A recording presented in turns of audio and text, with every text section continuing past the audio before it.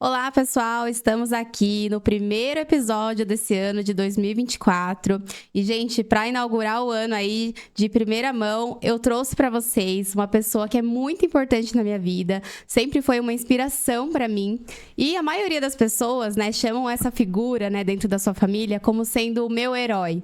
E para mim, ele não foi o meu herói, para mim, ele foi o meu mestre, porque ele me ensinou a ser a dona da minha própria vida, a ser independente, para não depender de nenhum herói que pudesse me ajudar nos momentos difíceis. Então, sou muito grata a essa pessoa e é uma honra estar aqui com ela hoje.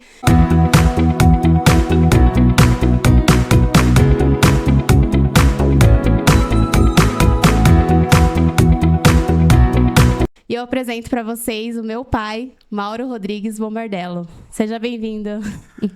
Obrigado, filha. Você sabe que é um prazer estar aqui com você. Bom dia a todos, né?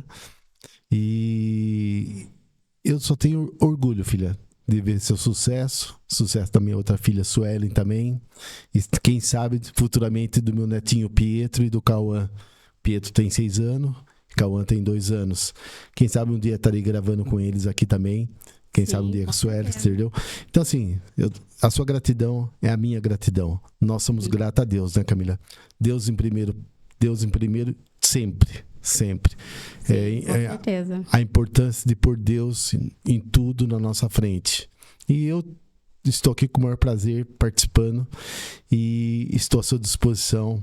Obrigada. E obrigada por aceitar o convite, né? E, gente, só pra deixar claro, tá? Não é porque é meu pai.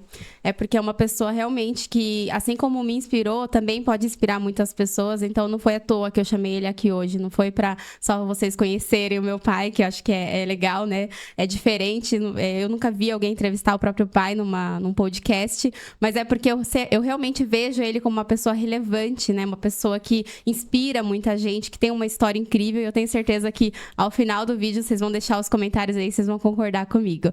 Bom, não sei se todo mundo vai te conhecer, né, ao assistir esse vídeo, então se você pudesse apresentar brevemente, falar quem é você, o que você faz e contar um pouquinho sua trajetória. Bom, hoje meu nome é Mauro Rodrigues Bombardello. Antes era Mauro Rodrigues. E o Bombardello vem da família da minha atual esposa, Rogéria Aparecida Bombardello. E eu escolhi colocar meu sobrenome Bombardello porque Mauro Rodrigues tem muitos, são vários. E eu estava tendo já alguns problemas no meu próprio trabalho até, com uns casos quando eu precisava ter as certidões. Bom, um sobrenome só é difícil, né? Ainda mais sobrenome comum. Mas assim, a minha trajetória inicia...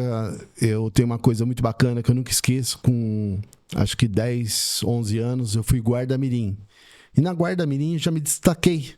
E os que destacaram como mim foram colocados em alguns pontos na cidade de Ibiúna para trabalhar em banco, prefeitura, e eu fui escolhido num escritório que meu irmão trabalhava, escritório de advocacia e contabilidade, organização Melo, né? Então tinha 3 advogados, Dr. Hélio Roque Vilaça, doutora Ana Maria, eu não lembro o sobrenome, a doutora Ana Maria e Dr. João Melo.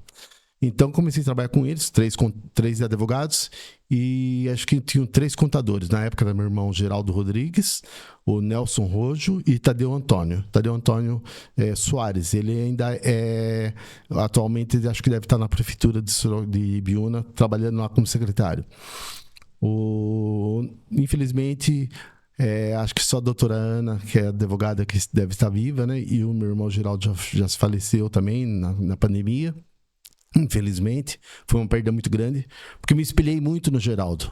Sim. Geraldo foi uma pessoa fundamental na minha vida para seguir como exemplo, um excelente profissional, assim como os outros que eu trabalhei. E eu trabalhei com ele até os 14 anos. Quando eu fiz 15 anos, meu outro irmão, que Deus o tenha, né, Luiz Antônio, faleceu também um pouco antes da pandemia, também por complicações renais. E o Luiz me avisou que tinha uma vaga no cartório de registro civil em Ibiúna. Isso em 1979. Comecei em 79, janeiro de 79.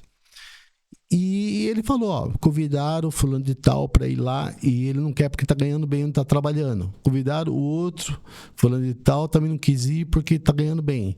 Tem 4 nomes, dos 3 não quiseram ir porque ganhavam bem. E pelo salário que era na época, eu também ganhava bem.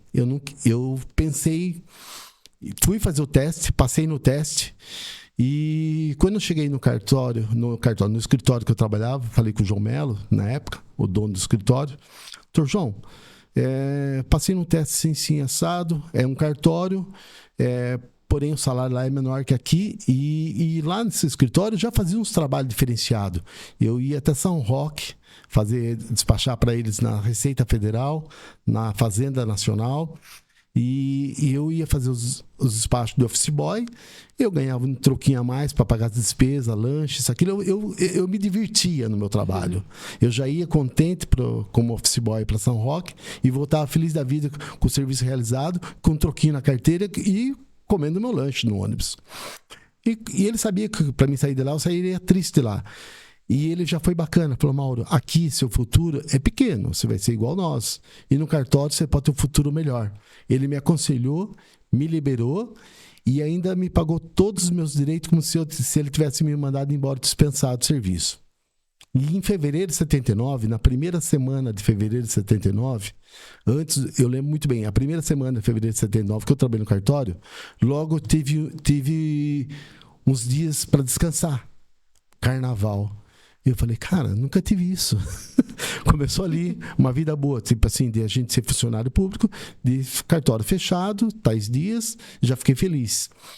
E eu segui uma carreira muito brilhante lá, né? Porque eu me destaquei rapidamente, fui contratado como auxiliar, depois já passei a escrevente autorizado e habilitado, quando eu fiz 18 anos, e para isso meu pai me teve que fazer me antecipou, né?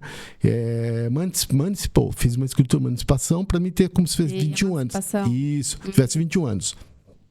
Aí eu passei a ser escrevente habilitado. E com isso eu passei a fazer casamento em toda a cidade de Ibiúna.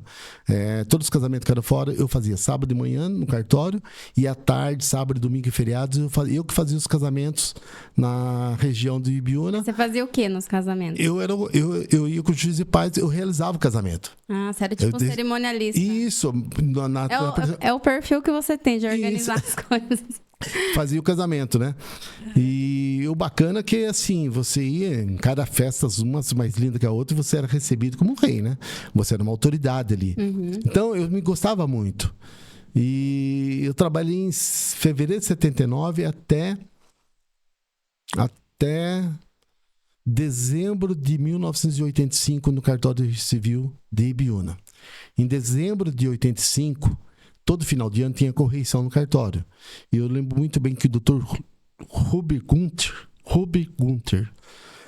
Gunter era um juiz que era corregedor nosso na época. Ele foi fazer correição. Era, acho que uma sexta-feira, final de tarde. Ele acabou a correição.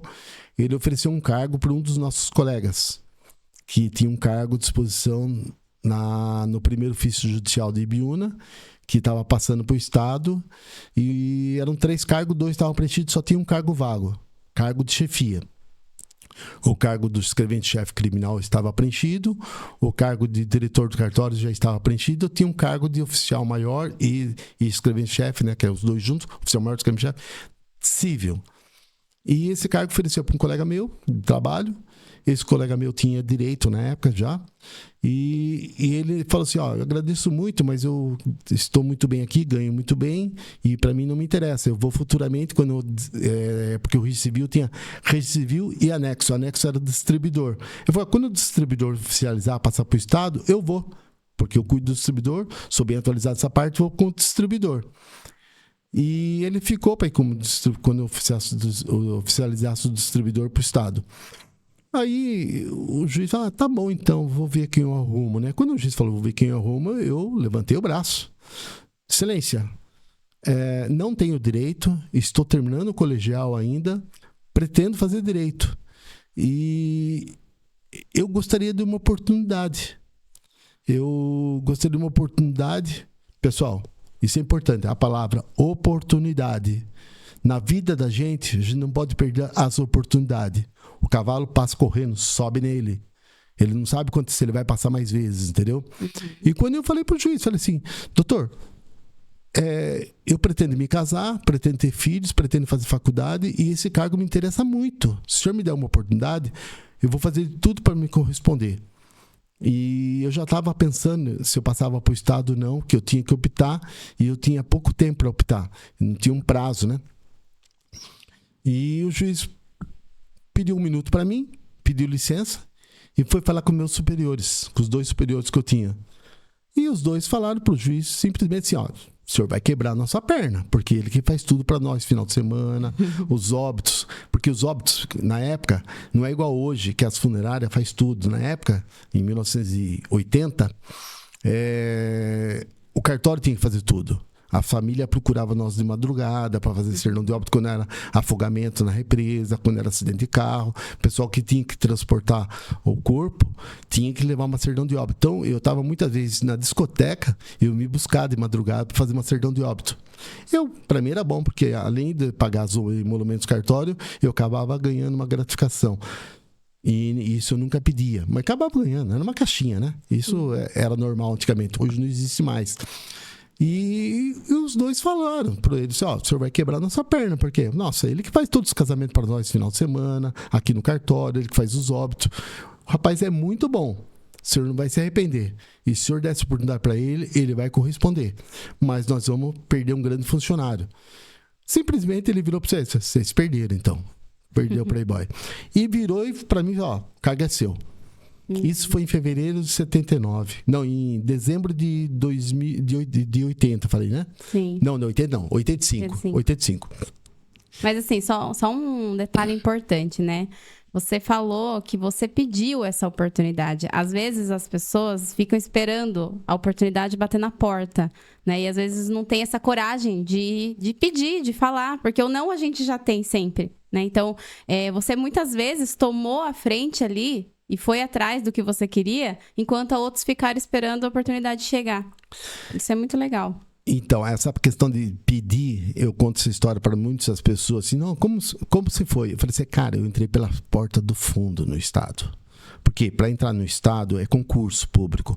Quando os cartórios extrajudiciais passaram para ser oficial do cartório estadual, se for oficializado, todos que estavam em cartórios extrajudiciais tinham 2 opções. Ou ficar no particular ou ir para o Estado.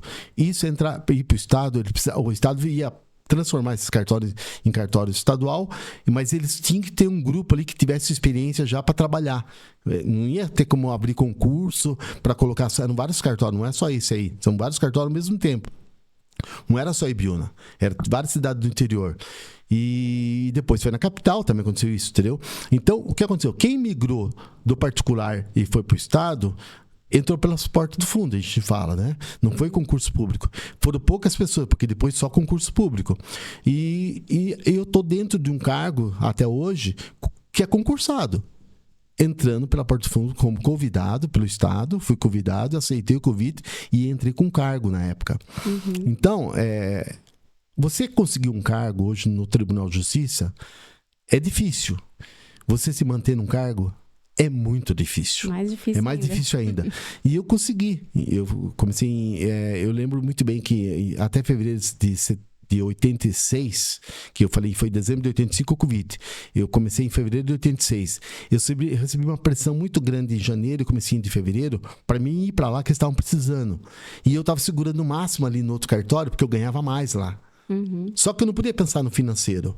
Eu pensei na minha família, eu queria constituir. Eu queria ter esposa e ter filhos. Eu queria dar uma segurança para os meus filhos e para minha esposa. Então, eu queria dar uma segurança para minha família. E o Estado daria essa tranquilidade. O cargo público, ele dá uma estabilidade que a pessoa tem que pensar bem. Eu sempre falo, pessoal, se você passar num concurso, trabalhe direito, seja honesto, seja responsável.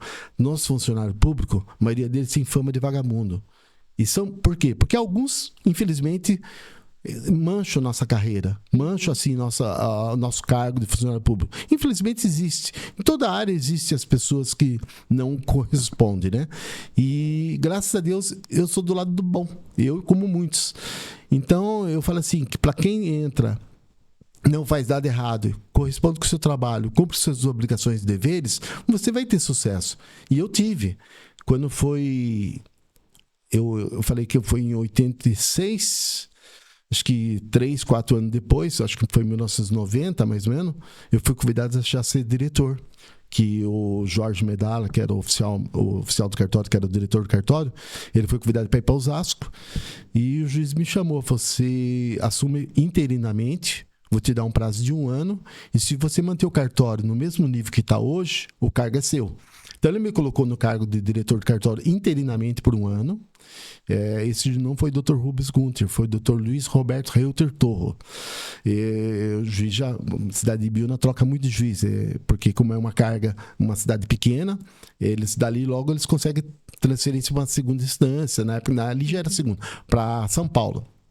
Então, quando eu vi o Dr. Torro, ele me manteve no cargo como diretor e ele, vou te dar 1 ano. Passou 6, 7 meses, teve uma correção no final do ano, não tinha dado 1 ano que estava como diretor com ele. Ele viu o cartório, tudo perfeito, ótimo estado. Ele ia tirar férias. Eu falei, Mauro, vem cá, eu quero falar com você no meu gabinete. Subi no gabinete dele. Ele falou para mim, ó, você está de parabéns. O cartório está melhor ainda, você correspondendo com o que eu preciso, com o que o cartório precisa e que um órgão público precisa. O cargo é seu. Quando eu voltar de férias, quero ofício seu nomeando definitivo na minha mesa para me assinar. Foi um presente de Natal para mim maravilhoso, né? Porque não o cargo só em si, mas as palavras dele. Você ser reconhecido. Quem não gosta de ser reconhecido com o seu trabalho? Sim. E foi mérito seu, né? Às vezes as pessoas colocam muitas barreiras, né? Tipo, mas é tão difícil assumir esse cargo, precisa estudar muito, precisa fazer isso. Mas contra resultados não existe argumentos. E você sempre mostrou resultado. Então não é à toa que as pessoas enxergavam isso em você e queriam que você crescesse lá dentro. Porque você ia assumir responsabilidades maiores, mas você tinha essa capacidade, você mostrou isso pra eles. Então isso é muito legal. Sim, sim. Eu lembro de um fato de 1987, eu tinha menos de 2 anos do cartório, né? E como chefe oficial maior do cartório, acima de mim tinha a diretora. O Tribunal de Justiça lançou o Movimento Judiciário, que é uma estatística de tudo o que você faz no cartório, e isso existe até hoje. O Movimento Judiciário naquela época era uma planilha que você tinha que preencher, constando todos os tipos de processos, as decisões e sentenças que eram dadas em cada comarca, em cada vara. Quando lançou isso aí, eu olhei para aquele formulário e vi tudo que ia ter que fazer. Eu falei, meu Deus, que trabalho vai dar isso? E vai dar trabalho. Então, é um desafio? É um desafio. Eu adoro desafio. Eu aprendi logo de cara como fazer, fui me aperfeiçoando e ajudando os outros colegas. E hoje é muito mais fácil você ver um desafio. Quando você teve grandes desafios lá atrás, na época da máquina de escrever, na época de carbono, na época que você não tinha computador. Hoje, os programas que eu trabalho, eles fazem. Hoje eu trabalho no Decrim. No Decrim aqui em Sorocaba. No Decrim em Sorocaba, o próprio sistema faz o cálculo para mim.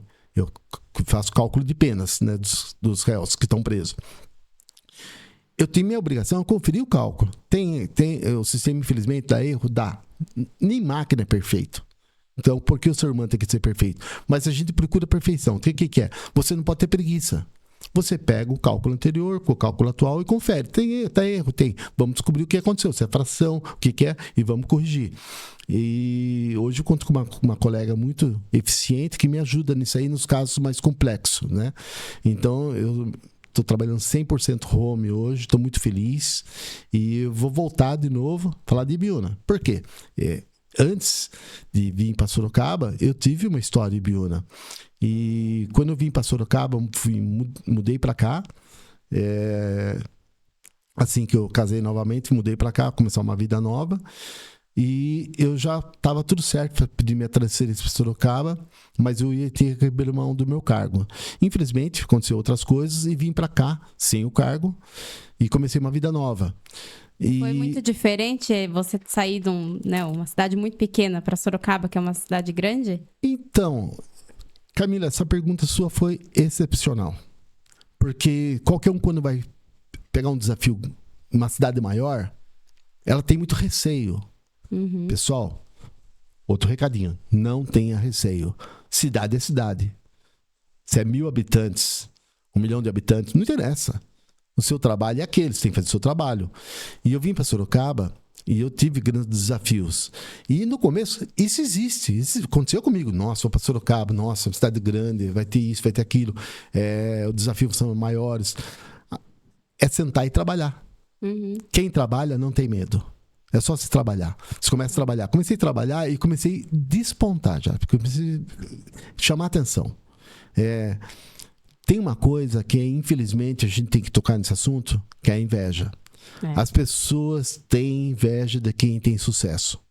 Sim, eu ia até perguntar isso pra você, porque eu, como sua filha, né, estava sempre presente em muitos momentos da sua vida, e eu vi você receber muitos prêmios, eu vi você chegar em altos níveis, né, de cargo, e eu também vi esse lado da inveja. Eu vi muita gente que falava assim, nossa, mas ele nem fez uma faculdade, o que ele tá fazendo ali? Nossa, mas ele não merecia estar ali, porque, nossa, eu batalhei muito mais que ele e ele conseguiu e eu não.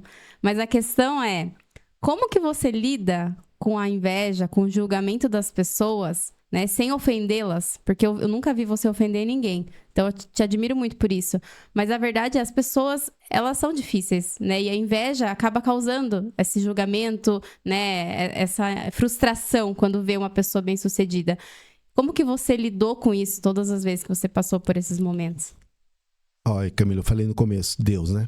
Deus é tudo na nossa vida. Primeiro, se você tem Deus no coração, você vai saber lidar com todas as situações. E todas as situações de inveja que eu vi, percebi e tudo mais, eu não ficava triste, nem magoado, nem bravo. Pelo contrário, eu orava para aquela pessoa. Aquela pessoa precisa encontrar o rumo da vida dela. Ela precisa vir pro lado do bem. Ela precisa entender que você tem que trabalhar, você tem que lutar e você tem que ser boa pessoa. Você tem que ter caráter. A partir do momento que você é boa pessoa, tem caráter, põe Deus em todas as suas ações, você vai simplesmente progredir na sua vida. As pessoas que começam a ter inveja, a dizer mal para os outros, as pessoas que, sabe, tem preguiça de trabalhar, tem preguiça de assumir desafio, ela vai patinar na vida dela, infelizmente, entendeu? O desafio é importante. Então, Deus no coração, aceitar o desafio, lutar, ter fé sempre e correr atrás. É para ter sucesso. Esse é o caminho. Ó, só para você entender, em Sorocaba, quando eu comecei como escrevente, na primeira oportunidade do cartório que eu estava, que pintou um cargo de chefia e com tudo que aconteceu naquele cartório, ia haver uma promoção e sobraria um cargo na promoção. Esse que foi promovido é um grande amigo meu, Pedrinho, né? Quando ele foi promovido a diretor de cartório, ele me chamou e falou, Mauro, vou indicar você como... Na verdade, ele não falou para mim. Isso foi um detalhe. Ele fez uma reunião com todos, né? E todo mundo, uma sala com uns 30 funcionários e apenas 3 cargos, dele mais um, e um vago. E ele falou que estava assumindo o cartório, que ele contava com a colaboração de todos, tudo mais, tal. E, pessoal, quero comunicar que minha decisão junto com o juiz, Dr. Laurindo de Freitas Neto, que Deus o tenha, já faleceu, né? O cargo vago vai ser por Mauro Rodrigues, que veio de Biúna há pouco tempo. Cara, eu olhei pra cara de todo mundo, Camila, e foi exatamente o que nós estávamos falando. Tinha pouca gente que... Porque eu cheguei ali e comecei a despontar, né? A gente começa... na verdade, era 4 cargos.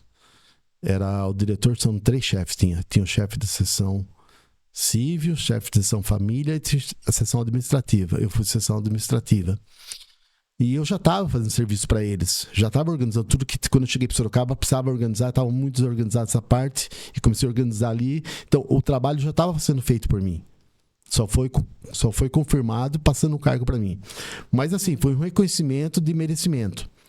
E nesse fato aconteceu uma coisa interna que eu vou falar, não tem problema falar nenhum.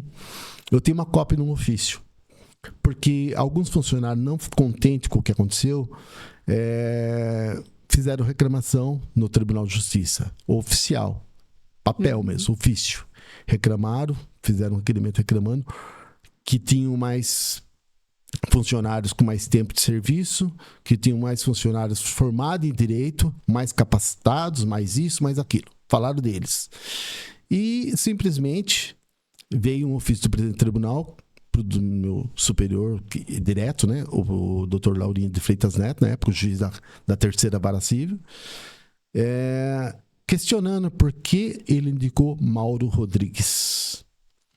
E o Dr. Laurindo fez um ofício que eu tenho cópia até hoje, que é um troféu para mim, né? Ele põe assim: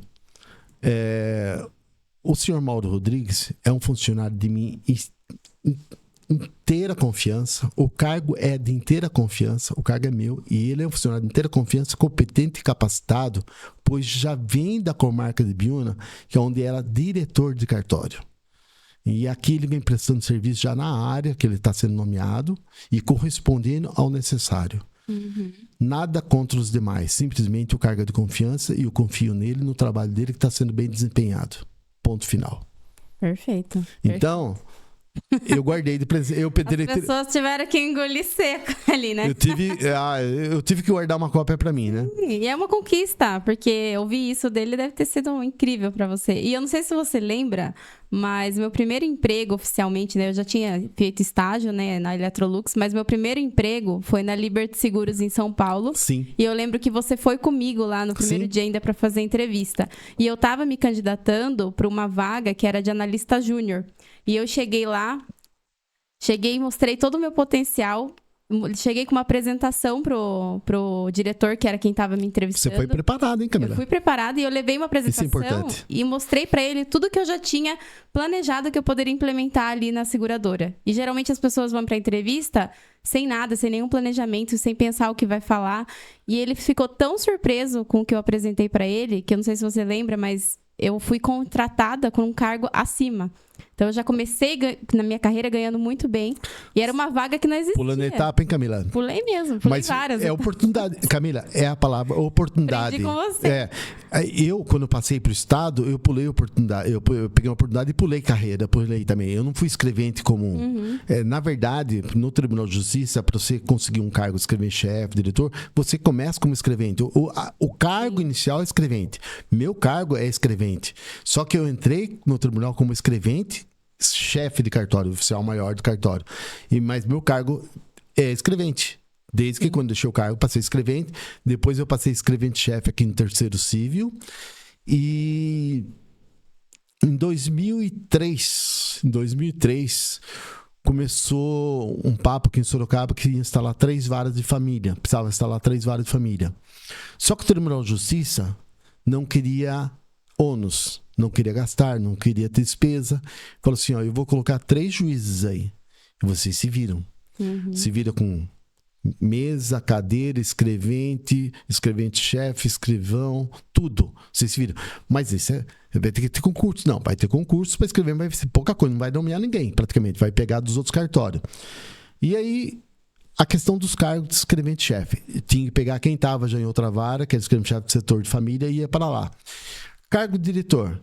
Cargo de diretor foi assim, tem que ser 3 diretores que estejam recebendo como diretor e não estejam no cargo. Eu já tinha sido beneficiado lá atrás, eu estava como escrevente-chefe do Terceiro Civil e eu fui beneficiado por uma lei. Meu salário de diretor de Ibiúna acabou incorporando meu salário bem antes de acho que em 94 já incorporou por uma lei que foi beneficiada. Naquela época não contava 10º. Depois passou a contar 10º. Cada ano que você fica num cargo, incorporava um 10º no seu salário. Também caiu. Hoje não tem mais. Hoje você só ganha seu salário de escrevente-chefe e de diretor o período que você está trabalhando. Aposentar, você vai te aposentar como escrevente. O meu não. Eu vou aposentar como diretor, salário como diretor, porque está incorporado. E eu lembro muito bem que quando foi instalar as 3 varas de família, eles sondaram em Sorocaba quem teria condições e estava naquelas condições exigidas pelo tribunal. E eram poucas pessoas. Devia ter uns 7, 8 no máximo, entendeu? E aí começa a seleção pelos juízes, selecionar os que eles achavam que eram competentes e estavam em condições. E tinha uns 2, 3 que estavam com um problema de depressão. Então, já caiu. Dos 8, caiu para uns 6. 1 ou 2 que já teve problema administrativo. Também caíram. E um ou outro porque não queria mesmo colaborar. Estava ganhando bem bom lá, seu salário de diretor, não queria pegar uma bucha. Não precisava, né? Estava incorporado. 2 colegas minhas aceitaram. Elas não estavam no salário, não estavam como escrever, mas elas aceitaram pelo ego pessoal, né? Porque competentes elas eram. E elas sentiram que foram injustiçadas no passado e queriam voltar no cargo, corresponder ao que ganhavam. Comigo foi a mesma coisa. Só que o meu foi muito bacana, porque eu estava no cargo assim, já estava no cargo, estava contente com o que eu estava fazendo. E tive todo o apoio do meu colega de cartório, do meu diretor, do meu juiz na época. E aí falei, vou aceitar, aceitei o desafio. Só que daí foi um grande desafio.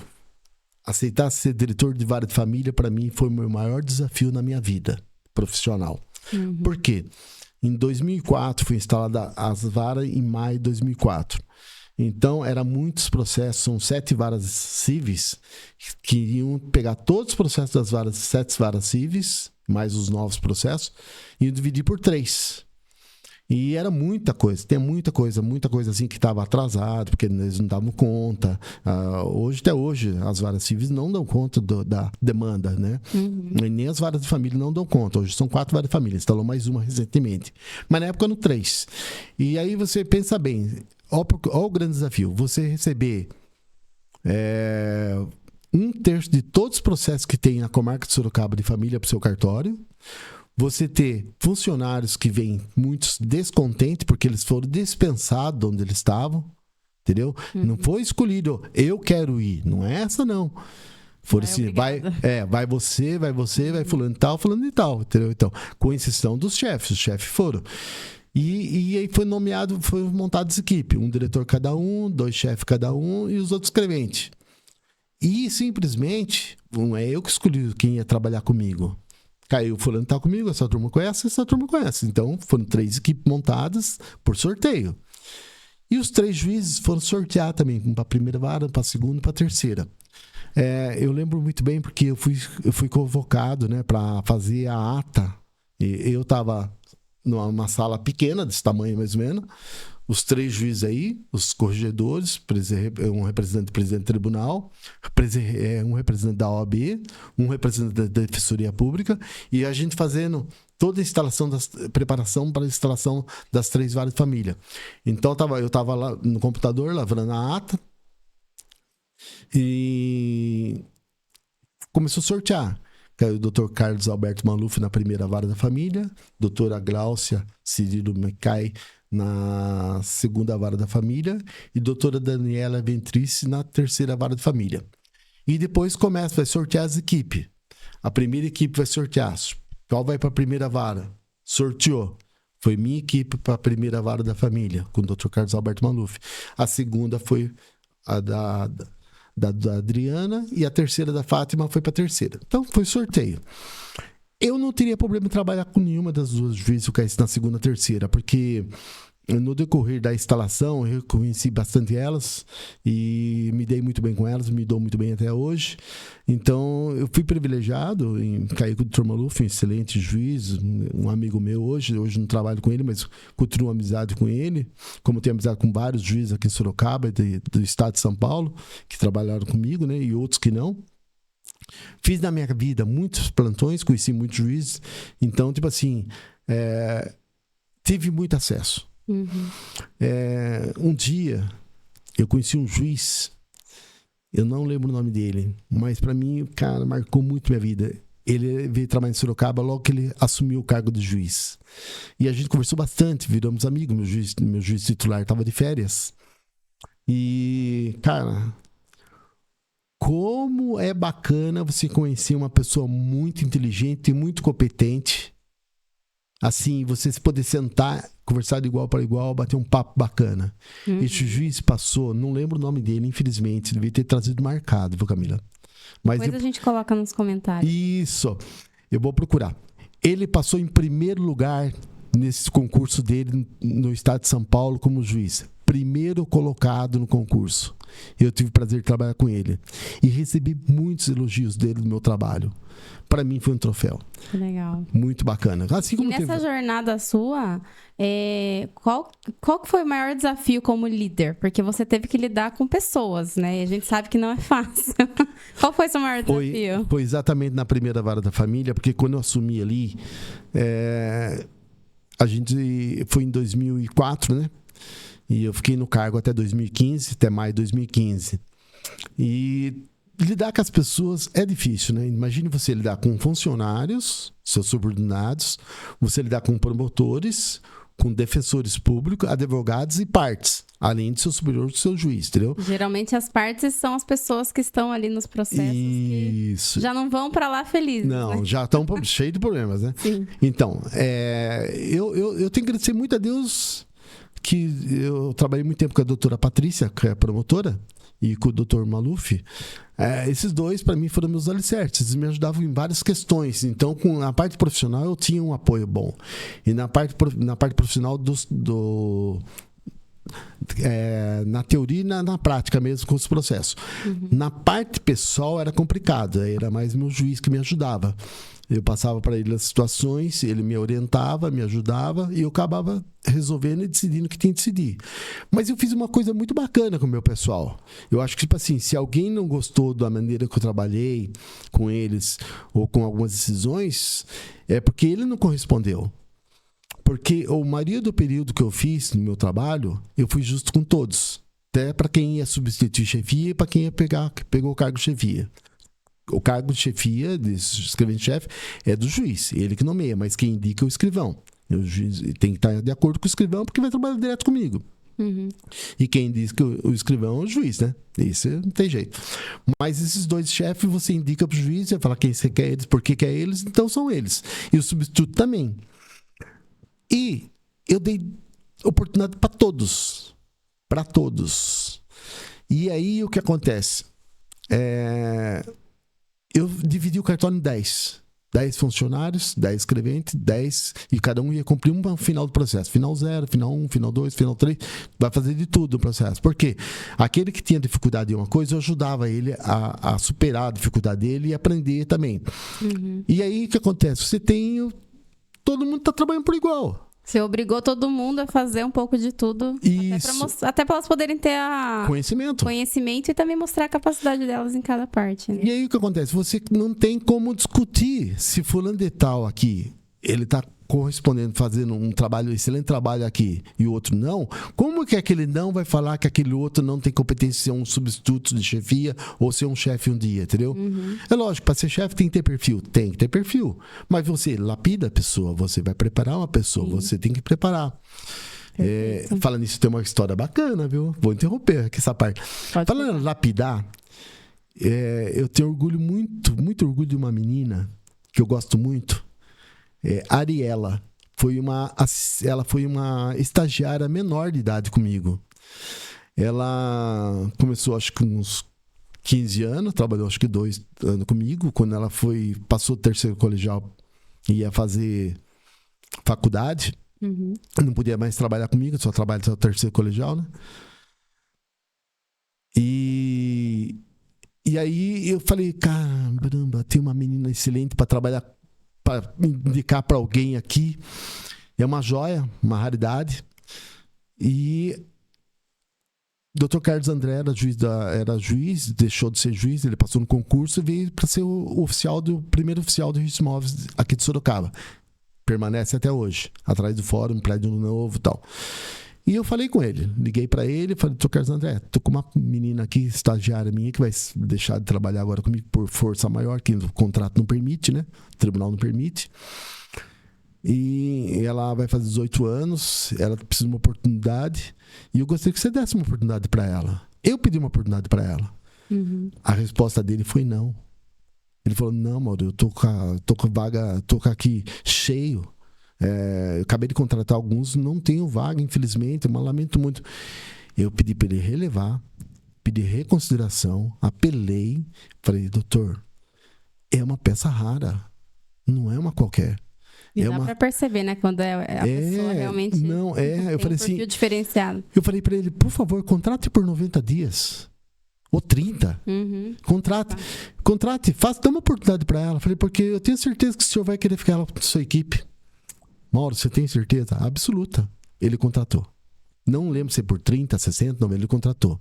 Hoje ele é chefe do cartório dele. Nossa, tá até arrepiada. Ele pagou a faculdade para ela, ajudou a pagar. Não sei se pagou tudo, mas ajudou a pagar a faculdade. A Ariela, não sei se está me assistindo, né? Parabéns. Eu pedi oportunidade para ela, mas incrível. Ela andou com as próprias pernas. Sim. É aquilo que nós falamos. Tem gente que desiste no primeiro não, né? Não, E olha só, eu não desisti. Isso que você tá contando aqui, se ele tivesse parado no primeiro não que ele recebeu ali, né? E ela também não tivesse feito a parte dela, talvez isso nunca tivesse acontecido. Então, é isso que eu mais admiro em você. Você nunca deixa nenhuma pedra no seu caminho, né? Então, recebeu um primeiro não, vou continuar tentando. E as pessoas, às vezes, desistem muito fácil. Camila, é assim, eu acho que eu tenho mais ou menos uns 15 estagiários que estão todos empregados hoje, e bem empregados, que eu pedi oportunidades, todos que mereceram. Eu destaquei a Ariela porque ela foi uma peça muito preciosa. Ela é preciosa. Camila, eu olho para você e vejo a Ariela. De tão preciosa que é competente, trabalhosa. Ali, não é que ela não tinha preguiça. Ela terminava o serviço dela, ela vinha aqui. E aí, Mauro, tem alguma coisa para mim? Sempre eu tinha. Lógico que tinha. Serviço nunca acaba, né? E ela aceitava, né? Aceitava desafios, né? Sim. Então, ela demonstrou, assim, competente, disponibilidade em aprender. E isso foi muito bacana. Eu fiz isso na minha vida. Sempre tive disponibilidade de aprender. Sim. Procurei ser competente, ter caráter e ser honesto. Sim.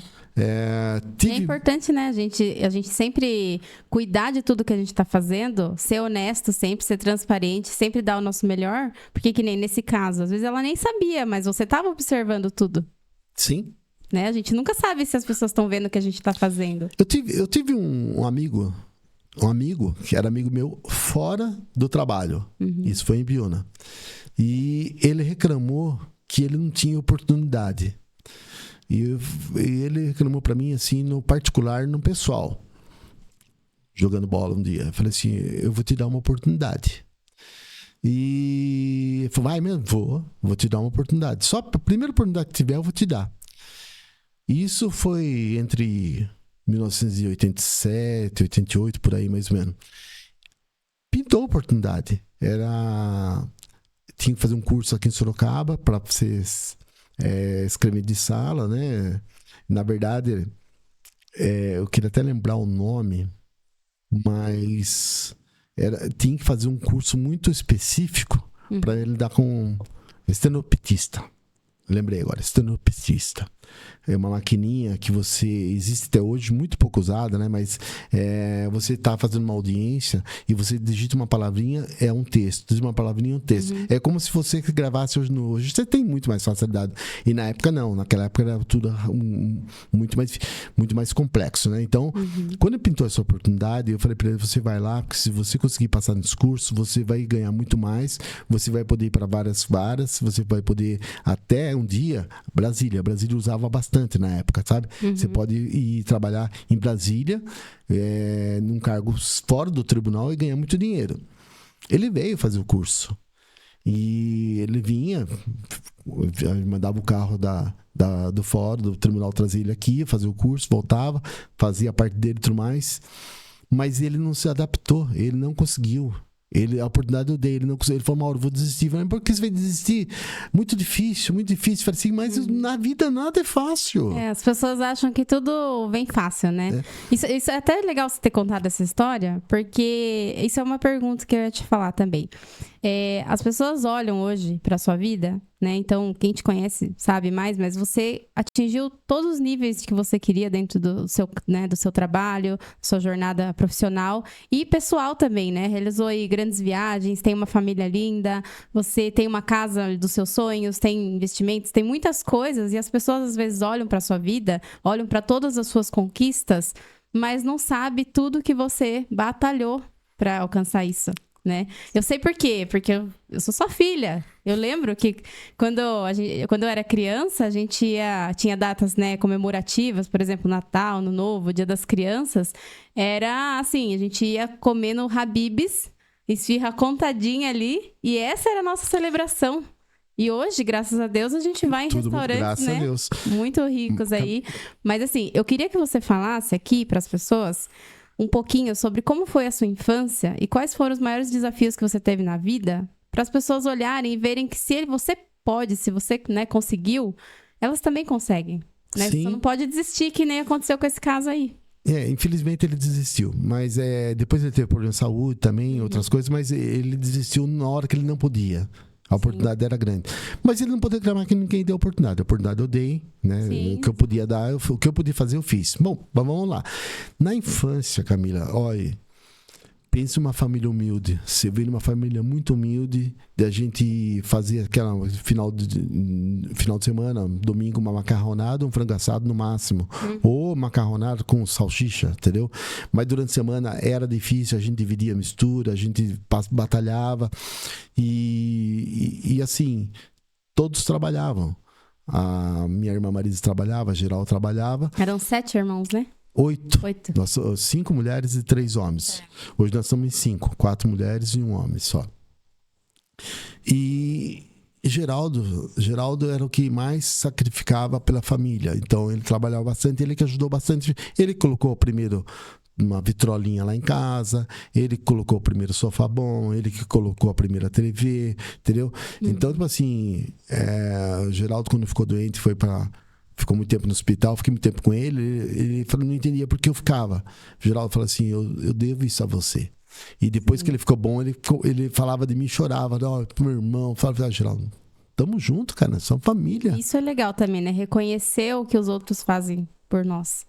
Né? Eu vi muitas vezes você ficar de acompanhante, né, nos hospitais, vai para São Paulo, volta, dorme no hospital. E isso você com cargos, né, muito importantes aqui. Sim. Mas é por isso que você tá falando agora, né? Primeiro fiquei com meu pai, depois fiquei com a minha mãe, depois fiquei com o Geraldo, depois fiquei com o Luiz, depois fiquei com a Ângela. E cheguei a ficar com um amigo meu também aqui em Sorocaba. Bom, mas assim, isso vai de cada pessoa se doar um pouco mais. A gente pode e deve se doar dentro do seu limite. E eu me sacrifiquei até na parte profissional para poder ir. Eu saía sexta-feira do serviço, pegava o cometa, eu não vinha para casa, pegava o cometa, já ia de malinha, e passava sábado e domingo lá com cara, primeiro foi com meu pai, depois com a minha mãe, depois com meu irmão, em São Paulo, no Hospital Servidor. E depois pegava o metrô lá, pegava o ônibus, vinha direto para trabalhar na segunda-feira, entendeu? Então, de vez em quando precisava, até segunda eu ficava, se ninguém pudesse trocar comigo. E cheguei a faltar sexta-feira para ir já um dia antes, cheguei a faltar na segunda para ficar um dia depois. E assim foi uma trajetória com relação ao tratamento do meu pai, da minha mãe e do meu irmão Geraldo. Mas, voltando a falar da infância, eu tive uma infância muito boa, Camila, sabe? Tipo assim, a gente fala difícil, mas gostava muito de jogar bola. Então, tinha um campinho perto de casa, a gente jogava bola com os amigos. E desde aquela época, eu tinha essa questão de liderança. Eu era quem marcava o jogo, eu que corria atrás de ter uma camiseta para todo mundo quase igual, um colete, uma bola, marcava uns joguinhos para nós. E foi assim desde pequeno, né? Eu tinha 2 amigos que eram um pouco mais privilegiados financeiramente, eles me levavam na casa dele, para mim era uma maravilha. Quando eu e o Luiz, a gente era menor, a gente ia junto para casa dele, a gente comia do bom e do melhor, porque tratava bem a gente. E a gente não ia porque a gente era uma casa melhor, uma condição melhor. Não, a gente ia porque eles gostavam da gente e gostava deles. Entendeu? Como eu ia na casa deles, ia na casa da gente. Então, são amigos que eu tenho até hoje, né? A família Sasazaki, o Edson e o Cláudio Sasazaki, faz tempo que eu não vejo eles, né? Eu perdi contato com eles, mas o pai deles era fotógrafo em Biúna, né? E as primeiras fotos que eu tenho foi tirado pelo pai dele, que a gente tem guardado até hoje. Mas nunca esqueci de frequentar a casa dele e ir lá pro quintal pegar frutas fresquinhas do pé e de ter coisas para comer que você não tinha em casa, entendeu? Imagina você comer um pão com requeijão, não tinha. Eu ia na casa da minha madrinha em São Roque, a mesma coisa lá, eu comia, em casa não tinha. Em casa uma manteiguinha, mas daquelas mais simples, quando tinha, né? Entendeu? Mas eu não posso reclamar, porque meu pai e minha mãe não deixaram nunca nós passar fome, nem meus irmãos. Então, a vida era difícil? A vida era difícil, mas fome nunca nós passamos, graças a Deus. Tem esse olhar de gratidão, né? Porque Sim. às vezes as pessoas têm uma situação até melhor do que o que você teve na infância, mas quando a gente faz essa mesma pergunta, a pessoa fala assim, nossa, foi muito difícil, não sei o quê. Só que a questão é quando a gente olha e a gente agradece, que seja pelo pão sem o requeijão ali, mas com uma manteiga, isso é ser grato, né? A gente agradecer por tudo aquilo que a gente tem. Então, não passei fome. Nossa, ou seja, a minha infância já foi maravilhosa. Camila, eu não sei se contei pra você. Você sabe onde eu ganhei meus primeiros trocadinhos? Não. Engraxando sapato na praça da igreja matriz lá de Biúna. Tá vendo? Vendendo Quem diria? sorvete. Vendendo sorvete. Do sorvete Também. eu sabia. Sorvete, não, mas sorvete, né, que você ficou sabendo depois eu já tive fábrica de sorvete junto. Não, sorvete antes. Antes? Quando eu era criança. Do lado da igreja tinha um bar ali, a gente ia lá pegar uma quantia de sorvete. Além do que a gente que chupava, né? Uma parte não ganhava. Aí era prejuízo. Era prejuízo. Mas assim, você pegava consignado, você não precisava ter nada. Só precisava ter nome, né? Porque o meu nome, esse que é legal, o meu crédito era o nome dos meus pais. Então, o que é? Você vem de família, você tem crédito. É igual no cartório. Quando eu passei no concurso, eu não era bom de datilografia quando fui entrar lá. Mas era filho do Dito Bode, filho da Dona Teresa da igreja, irmão do Geraldo. De família. Importante, Família importante. Família humilde, mas importante. Sim, Muito bem legal. reconhecido. Então, tipo assim, não, vamos dar oportunidade pro Mauro. Deram. Isso marcou muito falar que é filho do Dito Bode, meu pai, que Deus o tenha, filho da Dona Teresa da igreja, irmão do Geraldo. São pessoas que eu tenho muito carinho. Sim. Sabe? E tem mais pessoas que eu não quero nem tocar no assunto aqui agora, né, Camila? Que a gente teve perdas grandes aí, sofremos junto.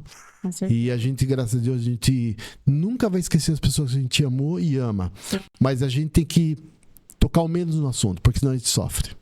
Mas, ó, legal lembrar. Engraxei sapato, vendi sorvete, fui coroinha na igreja, depois fui guarda-mirim, office boy, aí passei auxiliar de cartório, escrevente de cartório, escrevente-chefe de cartório, oficial maior de cartório e diretor de cartório. No cargo de diretor de cartório, eu mudei várias vezes de cargo, mas era diretor, supervisor, coordenador, e ia mudando, e cada vez que mudava tinha que ter aquelas certidões aiadas que o tribunal exigia, e aí aparecia Mauro Rodrigues, tinha uns processos trabalhistas, tinha processo federal, e não era eu. Só que aparecia, né? Daí por isso que quando eu casei mudou Mauro causa do Rodrigues. nome. É por causa disso. Aí não tive mais Vários problemas que não eram seus. Não, mas graças a Deus. Só que daí em Sorocaba fiz uma carreira brilhante. E em maio de 2015, quando eu decidi deixar o cargo para promover a moça trabalhar comigo, a promoção quem fez foi o juiz, né? Não fui eu, né? Mas eu pedi para deixar o cargo porque eu já estava prestes a aposentar e eu tinha muitas horas que eu trabalhei fazendo plantões, trabalhando nas eleições, que eu não gozei. Eu abri mão de gozar muitas férias, licença-prêmio, tudo, para converter em dinheiro, conforme dava, para mim estruturar minha família, para mim dar condições para minhas filhas, Camila e para Suelen, fazer uma faculdade. Mas eu tenho uma coisa brilhante em relação às minhas filhas. Primeiro, a Camila teve tudo que precisou e quis, graças a Deus, mas por mérito foi fazer uma faculdade federal. Sim. E aí ajudava ela só na despesa dela, mas assim, ela não pagou faculdade. Pelo contrário. Pelo contrário, na faculdade trabalhou, ganhou um dinheirinho ainda. Sim, é verdade. A Sueli, mesma coisa. Eu tenho um orgulho muito grande da Sueli. A Camila é formada, vamos voltar. A Camila é formada em estatística, fez pós-graduação, fez economias, negócios, administração, né? Então, e a Sueli também é formada em biologia, é bióloga, e também fez pós, entendeu? Mestrado. Mas porque você sempre incentivou a gente, né? Mas isso então, é importante. Mas a Sueli tem uma coisa bacana. A Sueli, ela fez na PUC, primeiro ano foi difícil pagar a faculdade. É uma faculdade caríssima, né? E a gente, mesmo atrasando pagamentos, a gente pagou, mas ela fez uma coisa bacana. Ela prestou uma prova interna para conseguir bolsa. E ela era queridinha da classe dos professores, porque a Sueli se integra até hoje, né? Ela, no mundo da biologia, no mundo dela, no profissional, ela dá o melhor dela, né? E ela adora o que ela faz, adora o mundo dela. E ela fez isso, mostrou isso para os professores e fez uma prova. Fez uma prova excepcional, conseguiu uma nota máxima que ela poderia, e ela conseguiu 100% de bolsa para o segundo, terceiro, quarto, quinto ano, tudo. Sim, isso eu lembro, e eu lembro que eu tinha passado na UFSCar, ela não tinha conseguido. E depois que aconteceu isso, que ela pegou a bolsa de 100%, a UFSCar ofereceu para ela uma vaga para ela fazer transferência. E ela falou para mim, ela falou, Cá, eu sei que é uma oportunidade incrível, mas aqui na PUC eu tenho, né, uma estrutura que talvez lá eu não vou ter. Então, ela agiu de forma muito consciente ali de recusar uma proposta praticamente quase irrecusável. Mas ela pensou no trabalho dela, o que seria melhor para ela, e ela manteve ali. Então, assim, é muito legal a história dela. Acho que nós duas também atingimos, né, muito sucesso aí na nossa vida por conta disso. Por conta de se espelhar na sua história, né? Então, às vezes as pessoas põem barreiras, põem dificuldades, né? Falam, ai, mas eu não tenho dinheiro para pagar a faculdade. Tá aí a prova, ela conseguiu. Eu também fui lá, fiz uma pública. Então, não tem desculpa. A pessoa que ela quer, ela corre atrás, ela sempre dá um jeito. Com né? certeza. E eu queria que você compartilhasse com a gente qual foi sua maior conquista hoje até aqui. Camila, desculpa. Pode Antes falar. disso, só fala mais uma coisa da Sueli. A Sueli tinha professores dela que era amigo meu e eu não sabia que era professor dela. Jogava bola comigo na ABB. E quando ela falou pra mim assim, ó, professor tal, eu falei, Sueli, você tá com baitos melhores professores.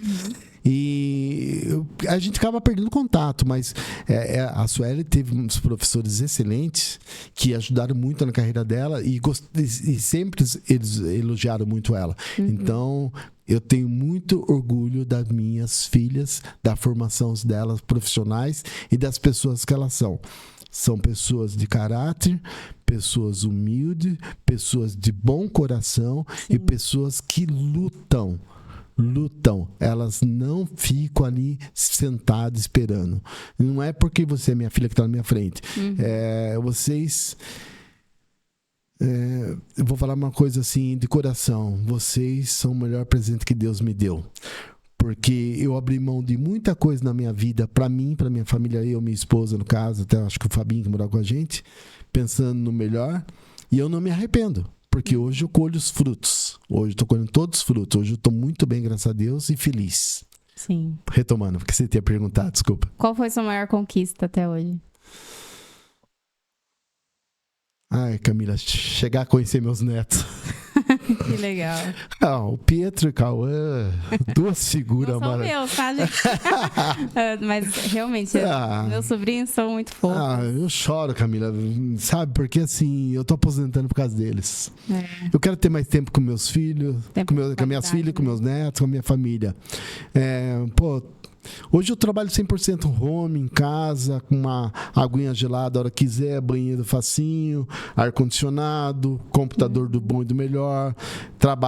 Eu trabalho, não tenho medo, nunca tive, dou conta, é muito. Daí eu levanto bem cedo, começo às 6 da manhã, muitas vezes até 7, 8 horas da noite estou trabalhando, mas eu tenho meu horário do almoço a hora que quiser, paro de comer minha fruta, tiro meu horário do almoço, se não der, eu caminho na hora do almoço, se não der, eu caminho antes, caminho depois do trabalho, faço minha caminhada. Não estou fazendo academia, porque não dá tempo de fazer academia. Vou voltar a fazer academia a partir de 1º de abril. Devo voltar. Por que 1º de abril? Dia da mentira e... Então, escolhi o dia da mentira. Dia da mentira. Eu pretendo me aposentar dia 1º de abril. Nossa, esse vai ser um dia histórico, gente. Vocês não têm noção. Faz anos, acho que desde que eu era criança ele fala dessa aposentadoria dele aí, já estava colocado no calendário, mas aí ele sempre, né, por conta de financeiro e pensando no nosso melhor, ele foi adiando, até que agora tomou uma decisão e acho que é mérito seu, você merece essa aposentadoria, acho que você já trabalhou muito, fez muito mais do que você poderia ter feito e deveria ter feito, acho que você entregou muito mais do que as pessoas esperavam de você. Então, com certeza, a sua trajetória foi incrível e agora é o momento de você curtir mais o seu momento, curtir seu dinheiro, todo esse patrimônio que você construiu, mas principalmente, você falou uma coisa pra mim no carro vindo pra cá hoje, falei, pai, só vamos contar a sua história, sua jornada, né, sua jornada profissional, pessoal, como que foi, e você falou assim pra mim no carro hoje, falou, filha, tudo que eu conquistei, né, assim, na minha profissão, né, patrimônio, foi muito legal, mas pra mim o mais importante foi ver minha família crescer bem, feliz, e ter sucesso também. Porque para mim é isso que mais vale. Né? Não adianta a gente só ter dinheiro. A gente tem que também aproveitar esse dinheiro com a nossa família. E você faz isso muito bem, né? Eu sei que você abriu mão de muitas coisas durante sua jornada, mas você sempre foi uma pessoa, um pai de família muito presente, né? As pessoas que talvez não conheçam a minha história, você e minha mãe se separaram, eu tinha 1 aninho. Mas você nunca deixou de ser um pai presente. Nem Adoro sua mãe. Exato. Sua mãe é minha amiga. As pessoas até dão risada da situação. Sua mãe é minha amiga. É diferente, sua né? mãe... É uma relação de parceria mesmo. Camila, olha, sua mãe vai, eu acho que assistir provavelmente. Claudete, obrigado por tudo que você faz por nós, pelas nossas filhas, pelos nossos netos. Sim. Camila, o que ela faz pelos nossos netos? Sua mãe é uma cartinha carimbada, uma figurinha carimbada, premiada. Sua mãe, eu tiro o chapéu pra ela. Sim. O meu problema com ela não foi em relação à esposa, nem família, nem profissional. Foi só incompatibilidade. Sim, tipo assim, vocês são muito diferentes. Só isso. Mas nada mais. Mas assim... só pra concluir, por que eu tô falando isso? Porque às vezes as pessoas falam, né? Tem pais separados, não é a mesma coisa. Mas você sempre foi um pai, talvez, muito mais presente do que pessoas, amigas que eu conheço, que nunca teve os pais divorciados, mas nunca teve um pai tão presente igual você foi pra mim. Obrigado, Camila. E além disso, tem uma outra coisa que eu faço questão de falar aqui. Você, além das responsabilidades grandes que você assumiu, né, no seu trabalho, em toda essa sua jornada que você contou pra gente aqui, você assumiu uma responsabilidade muito grande na sua vida que não era sua, e você sabe muito bem qual foi, que foi o Fabinho. Gente, eu tenho um irmão de coração, filho da minha madrasta. Ele tem síndrome de Down. E quando meu pai conheceu ela, ele já sabia disso. E ele tomou essa decisão de assumir ele como filho, né? E eu vejo até hoje tudo que ele faz por ele. Inclusive, né, o aniversário dele tá chegando aí, vai ter uma festa incrível. E a vida inteira, ele sempre realizou todos os sonhos do Fabinho. Mesmo não sendo, né, o pai de sangue ali. E eu queria que você falasse como foi isso, essa escolha. Oi, porque Camila, eu admiro muito. Você mexeu numa coisa que mexe no meu coração. Fabinho, te amo, Fabinho. Vamos trazer ele aqui um dia, hein? Vamos. Fabinho é figura muito inteligente, muito inteligente. Sim. Fabinho, eu admiro ele demais, muito inteligente. Eu tô com ele desde os 3 anos de idade, quando ele tinha 3 anos. Foi uma escolha? Foi. Foi uma escolha minha de assumir, porque... tipo assim, eu sabia que era um desafio, mas eu não sabia que Deus tinha preparado uma coisa tão bacana, uma relação muito legal. O Fabinho é muito brincalhão, muito inteligente, esperto, ativo. O Fabinho tem uma história muito bacana. Ele já fez de tudo na vida dele. Karatê, judô, capoeira, tudo. Vocês prezaram muito pela inclusão social. Sim, dele, né? mas ele já fez de tudo. E tudo que ele fazia, ele ia bem. Só que ele enjoava e largava. Não quero mais. Tem que partir para uma coisa nova. E aí partiu uma coisa nova. Teatro. Fabinho fez muito bem teatro, faz. E hoje ainda ele faz teatro. Ele é soldado romano na Paixão de Cristo de Piracicaba, a segunda maior Paixão de Cristo do Brasil. Só perde para Nova Jerusalém. É linda a peça, é linda. E o Fabinho já vai para lá após o carnaval, fica na casa dos avós dele, na Dona Cida do Iraci, pai da Rogéria, para ensaiar, que tem ensaio noturno, tem ensaio durante a semana. E ele, soldado romano já por alguns anos. No ano passado, ele foi o soldado que lavou a mão de Pilatos. Então, estão dando umas tarefas mais complicadas para ele, sabe? Mas ele aceita o desafio. E ele é muito querido lá. Em todo lugar que ele vai, o Fabinho é muito querido. Porque ele conquista a gente. O Fabinho é muito carismático. Não tem como não conquistar. O Fabinho, ele conquista todas as pessoas que ele conhece. Cara, tem muita gente que não sabe que o Fabinho é meu enteado. Acho que é meu filho. Quando eu falo que é meu enteado, não sabia que eu sou enteado. Mas não é enteado. Enteado é o nome. Ele é meu filho, entendeu? Mas por que eu quis falar isso? Porque hoje, né, primeiro, você olha uma mãe solteira com um filho, a maioria dos homens já foge, né? Sim. Porque é uma responsabilidade que não é sua.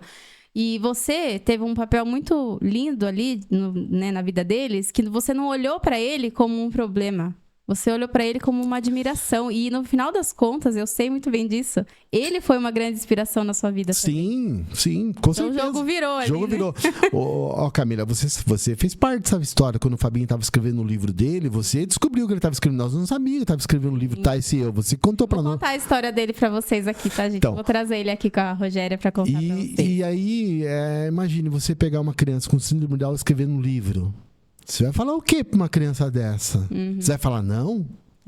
Não dá pra falar não, você tem que falar sim, vamos te ajudar, Foi escrever um livro, teve uma tiragem grande, não é um livro comercial. Fizemos simplesmente vários eventos para arrecadar. Mas saiu na prateleira do Faustão. Opa, então, ó, foi na prateleira do Faustão, foi na Antena Paulista, saiu na revista de sábado, várias matérias, CBT, várias matérias. E o mais legal é que todos os eventos que a gente fazia eventos beneficentes. Ninguém precisava comprar o livro, a gente doava o livro, mas fazia uma doação para a PAI, para a ProEx. Então a gente fez, o lançamento do livro foi doações para a ProEx. Sim. Então a gente reverteu todo o benefício para as entidades que precisavam. E a gente viajou, chegamos a ir até para Maceió, Fortaleza, alguns lugares fora. Segura aí, que eu vou querer trazer ele aqui. Deixa aí. Deixa ele contar a história dele. Isso, mas bacana. Assim, eu achei legal falar, né? Porque as pessoas às vezes não têm ideia, né, do coração que você tem. Você sempre foi uma pessoa muito generosa, né? Até hoje ajuda muitas instituições aí. Sim. Posso falar de uma? Pode. Na verdade, duas, né? O Padre Kojak, da Brigadeiro Tobias, faz um trabalho lindo, maravilhoso. O Padre Kojak é um amigo, irmão. Inclusive a Ariela é sobrinha dele. Ah, que legal, não sabia. Bacana. E eu não sabia também. Olha a coincidência. Entendeu? E ele fala do carinho que a Ariela tem. Então o Padre Kojak faz um trabalho lindo, maravilhoso, que a comarca, a paróquia dele faz, tem uma equipe grande lá, Promoção Humana, é um CNPJ separado da igreja, que cuida de mais de 100 famílias carentes na região de Brigadeiro Tobias, independente de ser católico ou não. Famílias que estão passando necessidades, e muitas delas, quando sai da parte de estar precisando da ajuda, ela passa a ajudar a formar a cesta básica para os outros. Isso é uma questão de consciência, pessoal. Isso é uma coisa muito bacana. Quando você precisa de ajuda, você tem que pedir ajuda. Quando você sai da necessidade da ajuda, passe a ajudar os outros. É uma troca, né? A lei do universo é dar e receber. Essa é uma. A outra é uma associação que eu ajudei a formar, oficializar ela, que eu estava em bodas de prata, 25 anos de casado, estava em Olímpia, e uma colega mandou mensagem para mim, a gente só ajudava um grupo que estava precisando de mistura para fazer 200 marmitex toda segunda-feira à noite para os moradores de rua da periferia de Sorocaba. Aí eu falei pra ela assim, tô viajando, tô em lua de mel aqui, 25 anos de casado, vou chegando em Sorocaba, eu te procuro. Na mesma semana procurei, ela me contou a melhor história, ajudei, fui no CEAGESP, compramos umas coisas lá pra fazer mistura, e deixei com ela levou. Mas eu pedi uma coisa pra ela, quero uma reunião com esse grupo, quero conhecer melhor o grupo. Na mesma semana, marcou uma quinta-feira à noite, fui com a minha esposa na sede. A sede era uma garagem comprida, devia ter, 4 metros de largura, se tivesse, por 10, 40 metros quadrados, com freezer, fogão lá, tinha azulejo no fundo. Então, uma coisinha simples de tudo, e eles faziam 200 marmitex. Eu falei, cara, a primeira coisa que eu vou ter que ajudar é oficializar. Trazer, ela ter um CNPJ, arrumar mais associados, a gente conseguir tirar ela daqui e arrumar uma sede melhor. E o que acontece? Eles não conseguiram uma sede melhor, porque não tinha credibilidade, né? Como que iam alugar um lugar para eles? Não existia um CNPJ e tudo mais. E eu falei, não, nós vamos dar um jeito. Aí começamos a ajudar, falei com os amigos meus que moram em Grejogos, mundo fora, e eu consegui, por ter um nome a zelar, eles confiaram em mim e começaram a me ajudar também. Então, começamos a ajudar essa associação para fazer as marmicas de segunda-feira à noite, e também ajudar com umas cestas básicas para as famílias carentes, que eles começaram a cadastrar umas famílias. E eles fazem agora já fazem festa de Dia das Crianças e Natal, que é o Natal Solidário que eles fazem também, igual vocês fazem para as crianças. E hoje, esse ano, foi mais de 500 crianças que receberam presente. Crianças adotadas, né? Foram adotadas por padrinho, um serviço muito bacana. E a sede deles? Vou falar da sede. Eles não tinham uma sede. Isso já faz uns 4 anos que eu ajudo eles, uns 5 anos, e há uns 4 anos eles têm acho que 3 anos eles têm uma sede melhor. O grupo me levou a um lugar que eles queriam aquele lugar como sede. Eu procurei o proprietário, que era o contato do proprietário, falou, não vai alugar para eles. Falei, por que não vai alugar para eles? Não vai alugar para eles. Mas por que não vai alugar para eles? Não vai. Eu falei, tá bom, então aluga para mim. Para você? Aluga para mim. Faz um contrato para mim. Tá alugado o meu nome. E você confia neles. Tá alugado o meu nome. Com mais uma colega lá, com um fiador, outro, que também é da associação, Sandra, né? Sandra, Legal. parceirona nossa. E tá lá. As contas são pagas direitinho. Depois teve uma advogada também que entrou no grupo, ajudou a gente, teve um contador, ajudou a gente. E a gente conseguiu fazer Vocês construíram tudo isso junto. Isso. Hoje tem CNPJ, a Associação Caridade e Harmonização. Quem quiser mais detalhe, depois a gente põe no comentário.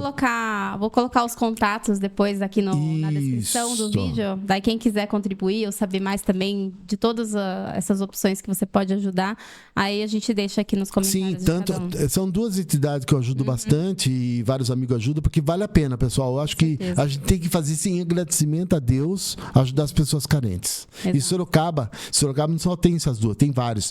E Sorocaba é muitas pessoas carentes e, graças a Deus, tem muitas pessoas de coração bom. Então, nós estamos conseguindo em todos os lugares, acaba conseguindo. Pouquinho juntos, a gente ajuda muita gente.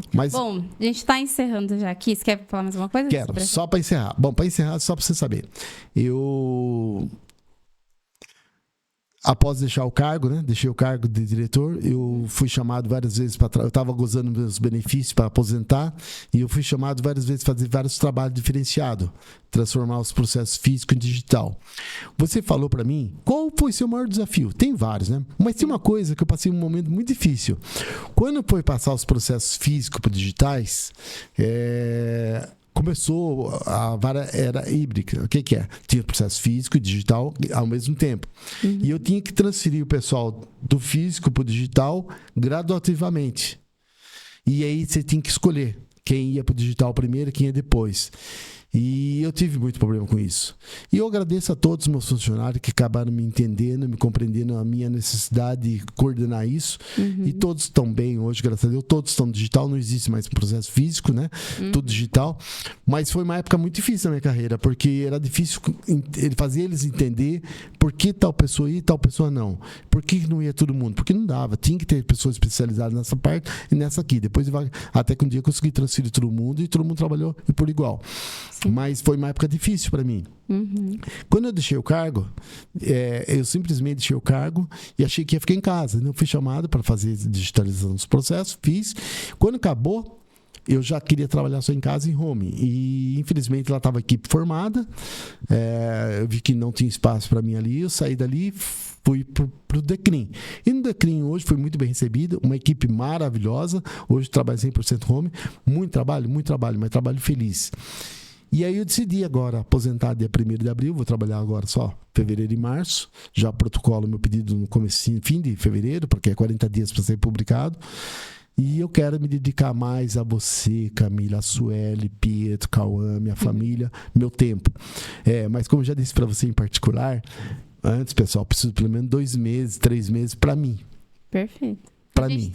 A gente tem que se priorizar, né? Pra mim, eu preciso voltar a fazer academia. Eu tenho 2 desafios para esse ano, Camila. Fazer o Caminho da Fé e correr a São Silvestre. Que legal. 2 desafios. Então, gente, uma coisa importante, tá? A gente perdeu muitas pessoas, né, na nossa família. A gente viveu muitos lutos difíceis. Mas uma coisa que eu sempre admirei também no meu pai, e isso vale para todos vocês que estão assistindo aqui nosso vídeo. Cuide da sua saúde e cuide da sua mente, né? Ele até deu um exemplo aqui de pessoas que perderam oportunidades incríveis na carreira porque estavam em depressão. Então, assim, cuidar do nosso corpo físico, da nossa saúde mental, é a melhor coisa que você pode fazer por você mesmo, porque você vai, né, às vezes poder ter uma vida mais saudável, né, uma longevidade maior também. Então, assim, infelizmente, seus irmãos mais novos, né, faleceram antes de você. E, assim, a gente sabe que o fluxo natural da vida não é esse. Eu perdi uma irmã mais nova. Mas em questões de saúde física, não tinha nem comparação a minha com a dela. E, infelizmente, a gente precisa falar disso. Não dá pra gente ficar romantizando, né, as pessoas que às vezes falam assim, me aceita como eu sou. Gente, é nosso corpo. É o nosso ser físico aqui, né? Nós somos seres espirituais, mas nós estamos aqui na Terra com um corpo físico que a gente tem que valorizar. Então, meu pai nunca fumou, nunca bebeu, sempre cuidou da saúde dele, e isso foi um exemplo para mim também. E é por isso que hoje a gente, né, vive uma vida mais saudável e consegue desfrutar melhor nossa vida. Então, é importante a gente falar isso aqui também. Pai, muito obrigada por tudo. Camila, posso fazer um encerramentinho? Quando você fala nunca bebeu... Só uma pergunta. Conclui sua frase primeiro. Não, quando você fala não bebeu, eu nunca bebi mesmo, mas eu passei a apreciar vinhos, né? Apreciei ser degustação. Beber que eu hoje, hoje eu falo assim, hoje eu sou um apreciador de vinhos, degustador de vinhos. Meu hobby é ter uma adega legal em casa, ter bons vinhos que Deus me permitiu. Mas para concluir minha parte, tá? Para concluir minha parte. Acordo cedo antes de levantar a cama. Primeira coisa, agradecer a Deus de mais um dia. Sim. E agradecer a Deus e pedir para Deus para que Ele te dê luz, sabedoria, certo? Para lidar com toda a situação que vai aparecendo dias e simplesmente mostrar o caminho que você deve tomar para como lidar com as situações e como ajudar as pessoas. Porque muitas vezes a gente quer ajudar as pessoas, mas você precisa saber se ela quer ser ajudada. Tem gente que não quer, infelizmente, entendeu? Então, mas tem que respeitar o momento de cada um. Por isso que você tem que pedir para Deus. E eu nessa parte, Deus tem conversado muito comigo, me mostrado muitas coisas boas. Eu tenho que agradecer muito a Deus.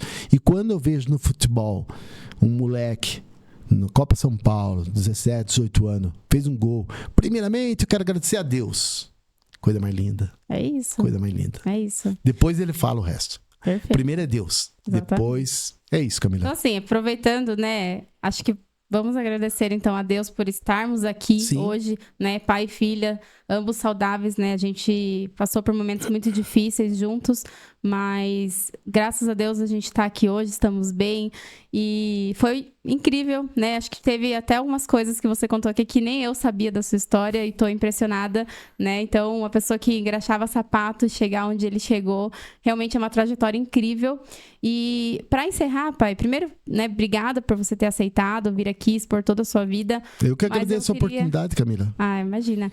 E eu queria que você olhasse, né, direto para aquela câmera e deixasse uma mensagem para as pessoas que hoje talvez não estão em condições favoráveis, mas elas também têm sonhos.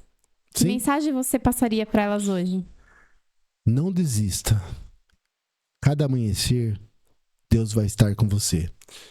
Peça para Ele, como eu sempre peço, uma luz, um caminho, uma oportunidade.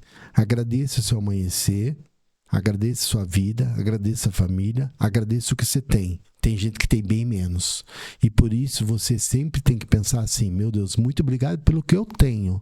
Me dá uma oportunidade de trabalho, me dá uma oportunidade de eu ter melhor, de eu ver as coisas com os outros olhos, me ensina o caminho, meu Deus. Eu quero sim, você tem que pedir para Deus que Ele te ajude nas questões mais simples até, entendeu? Nós temos esse poder de pedir para Deus e Deus sempre vai nos ouvir. Você pode estar orando em casa, na cama, durante o banho, durante a caminhada. Eu oro muito durante a minha caminhada. Oro bastante. E eu não oro para mim só. Quando eu falo que tenho amigos em situações, que nem eu tenho o tio Daniel hoje que está no hospital internado. Perdi recentemente minha cabeleireira Lourdinha, que eu adorava, amava, amo ela, que é sua cabeleireira também.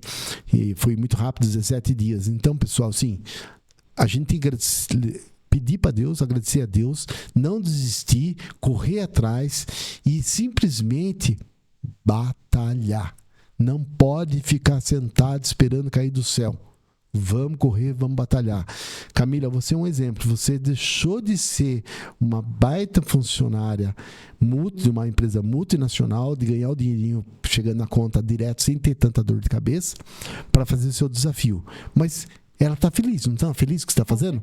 Então, tem coisas que o dinheiro não compra. Então, é igual eu vou abrir mão, né, no meu salário hoje, eu tenho um abono permanência. Eu vou abrir mão do abono permanência, do vale alimentação, que é uma boa grana. É uma boa grana que eu vou abrir mão. Mas eu vou abrir mão disso, porque isso me prende hoje. Eu tô preso, eu tô trabalhando em casa, mas tô preso. Eu não posso ir numa academia, não posso ir pro shopping, não posso ir pescar. Não dá. Eu tenho que cumprir minha meta e meu trabalho. É muita coisa. Mas assim, era uma escolha minha? Era ficar até agora. E por que eu escolhi 1º de abril? Dia da mentira. Você vai aposentar? Ninguém vai acreditar. Ninguém vai acreditar. Tanto pra sair aposentadoria. Mas voltando. Pessoal, tem que ter fé, tem que acreditar em Deus, tem que pedir ajuda a Deus e não pode ter vergonha de pedir ajuda para os amigos, de se abrir o coração para os amigos, para o parente mais próximo, contar seus problemas, para você dividir seus problemas e as pessoas te dar uma luz também. Entendeu? Então, primeiro é Deus, segundo é família e amigos. Perfeito. Tá bom? Perfeito. Obrigada, pai. Nada. Foi um prazer estar com você. Eu que agradeço. E até a próxima, pessoal. Tchau, pessoal. Até mais. Até a próxima. É do Fabinho a próxima.